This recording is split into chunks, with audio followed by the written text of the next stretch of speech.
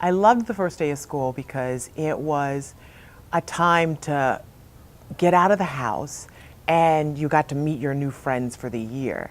I hated it because I would remember seeing them in all brand new everything.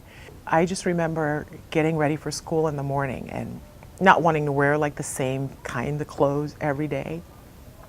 And then knowing that, once you get to school, you're going to face those kids who are not so nice to you.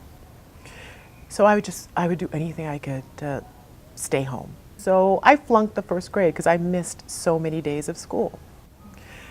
And Mrs. Norris was my first grade teacher. And I remember all the other kids getting their report cards and, and they're just so happy. And she just pulls me aside, takes me, and she sits me in her lap. And she says, "Ginger, you're not going to go to second grade. Instead, you're going to get a second chance to do better."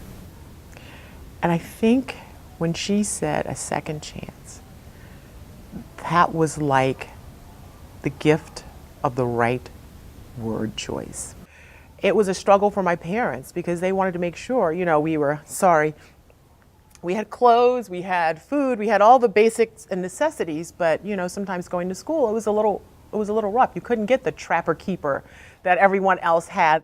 We never went without, but I know we had what we had because so many teachers recognized that, okay, this girl or this child needs a little extra something. And as a child, when you open your crayon box and you have all this new stuff in there, and someone did that, and at the time, you don't know who. I now know it's, of course, my teachers who did that because they didn't want me to feel like I didn't have what the other kids had.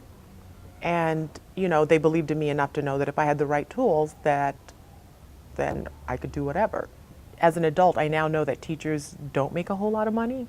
So it means even more knowing that they dipped into their own pocketbooks to make sure that I got what I needed. And I'm sure if they did it for me, that they did it for all the other kids who were like me.